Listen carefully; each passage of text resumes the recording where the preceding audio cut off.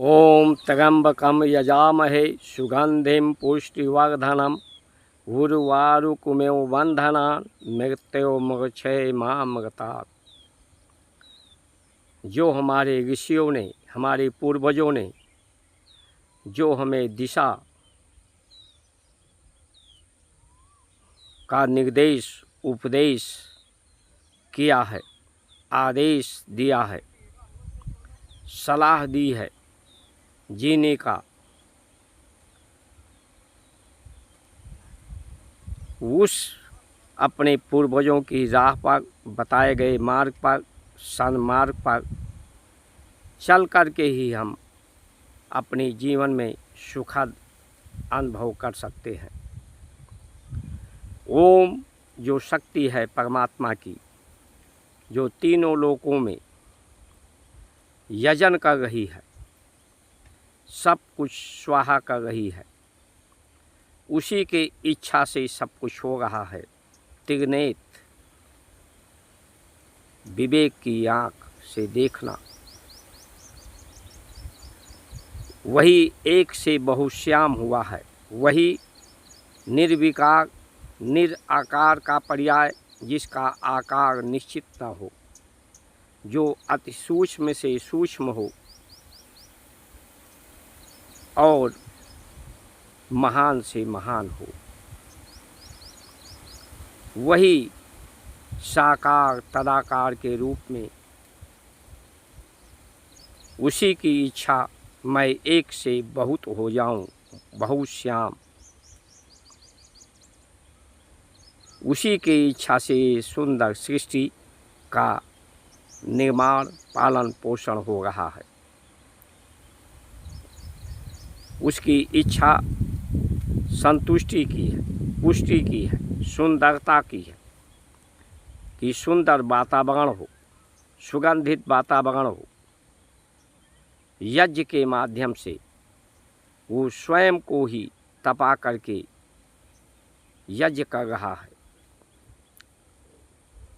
तो भोजन सुधार लो हो गया भजन, जो भोजन के लिए दिशा निर्देश, क्योंकि भोजन से ही भाषा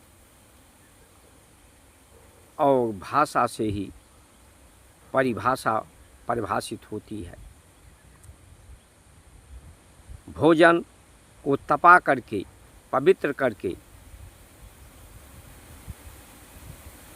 भोजन का जो पचने का समय है, सूर्य के समय, सूर्य की किरणें जब हों तब भोजन लिया जाए। भोजन जो गंदगी, जिसमें गंध हो, वो भोजन ना लिया जाए। पवित्र भाव से, पवित्र स्थान पर शारीरिक परिश्रम से जो उत्पादन मिले, उसी का आहार लिया जाए। ब्रह्म मुहूर्त में जागने का निर्देश, त्रिकाल संध्या करने का आदेश, संधि परमात्मा से संधि जुड़ने का जो त्रिकाल समय, ब्रह्म मुहूर्त, दोपहर का समय, अपराह्न का, शाम के गोधूल बेला का, उसकी स्मृति बनी रहे, क्योंकि ये जीवन परमात्मा के द्वारा है, प्रकृति के द्वारा है, पिता माता के द्वारा है। तो जिसके द्वारा जीवन है, जीवन उन्हीं के लिए, जीवन परिवार के लिए है, प्रकृति के लिए है, परम शक्ति परम आनंद के लिए है। उन्हीं को अर्पित होकर के ही, क्योंकि वो पूर्ण है, पूर्णमिदं पूर्णमिदाय। तो हमारी इच्छाएं परमात्मा की इच्छाओं से जुड़ी हो,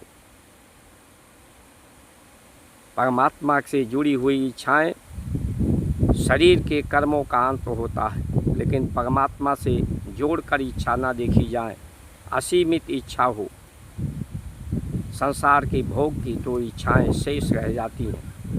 इच्छाएं शेष ही जन्म मृत्यु का कारण है। इच्छाएं भी सभी की पूर्ण हो, इच्छाएं पूर्ण होती हैं तो संतुष्टि प्राप्त होती है, पुष्टि प्राप्त होती है, और सभी दुखों से मुक्ति मिलती है, संसार में आवागमन से मुक्ति मिलती है। लेकिन आज क्या है? आज की परिस्थिति पाश्चात्य सभ्यता, पशुओं वाली सभ्यता, खड़े खड़े भोजन करना, खड़े खड़े शौच करना, अपवित्र वस्तुओं का उपयोग करना, ना प्रकृति को सुगंधित करने की व्यवस्था है, ना धरती को शुद्ध करने की, ना विचार को शुद्ध करने की। सिर्फ अधिक भोग के लिए लोग प्रकृति के नियमों का, पूर्वजों के बताए हुए मार्ग का उल्लंघन करते हैं और धर्म की जय कहते हैं। धर्म की जय से ही जीवन की सुरक्षा है, जीवन की प्रसन्नता, संतुष्टता है।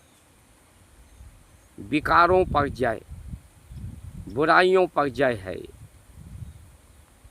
लेकिन बुराइयां चारों तरफ, प्रकृति में प्रदूषण बढ़ता जा रहा है, शोर बढ़ता जा रहा है, अंधाधुंध मशीनरियों के उपयोग से और शारीरिक परिश्रम का उपयोग घटता जा रहा है। अधिकारवादी नीति, साम्राज्यवादी नीति, सामंतवादी नीति, लोग शासन करते हैं, दूसरों पर शासन। ऋषियों ने कहा है अपने पर, स्वयं पर शासन करना चाहिए।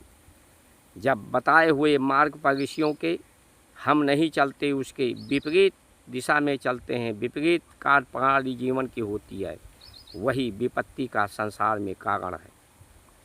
आज जितनी भी विपत्ति है उसके जिम्मेदार जो देश के लिए नियम बनाने वाले हैं, दिशा निर्देश देने वाले हैं, जिनके नियमों पर भारत के लोगों का जीवन चल रहा है, यानी नेता और अधिकारी, वही जिम्मेदार है। ये कभी अपने कार्यों से संतुष्ट नहीं है, ना देश को संतुष्ट कर सकते हैं, पुष्ट कर सकते हैं। जय श्री राम।